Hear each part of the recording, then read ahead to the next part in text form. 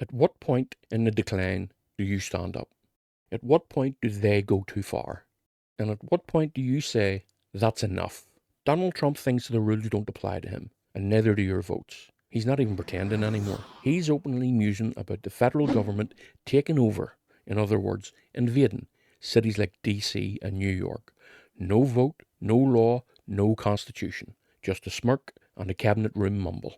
We have tremendous power at the White House to run places when we have to. We could run D.C. I mean, we're looking at D.C. We'd get the best person to run it, and the crime would be down to a minimal. We're thinking about doing it, to be honest with you. God, I feel so much dumber for trying to talk like him. Anyway, that's not governing.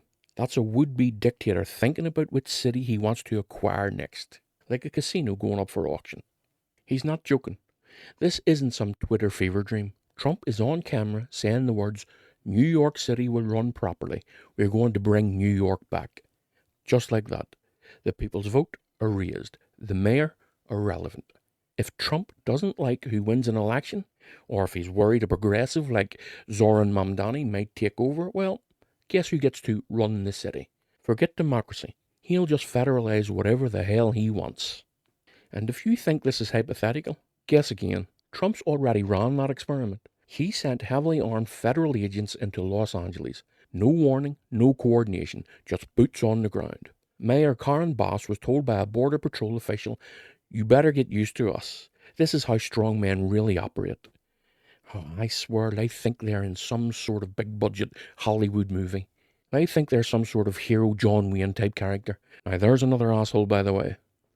Anyway, I digress. So back to it. That's how authoritarianism creeps in, not with a bang, but with a smirk and a shrug, while the cameras roll and everyone is left wondering if anyone will step in. If you appreciate this content, hit those like and subscribe buttons. Trump doesn't even try to hide the authoritarianism. He's not interested in convincing you he has the right. In fact, that's the whole point. Like Putin grinning about accidents. That, of course, they are not accidents. We want a capital that's run flawlessly, and it wouldn't be hard for us to do it. That's Trump telling you to your face that elections don't matter if he doesn't like the outcome. Your vote no longer matters. He'll just move in and call it proper. Let's be clear on this. America's had moments, plenty of them, where federal power has stepped in to enforce civil rights, to protect black Americans from white supremacist terror after the Civil War. It was controversial, it was messy, but it had a moral core, protecting the powerless from the powerful. Trump is proposing the exact opposite. Use federal power to trample on civil liberties, not to protect them, not to enforce democracy, but to erase it.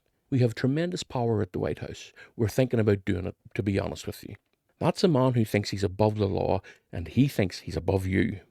And make no mistake, this is how democracies rot from the inside, by men who announce their intentions out loud and dare you to stop them.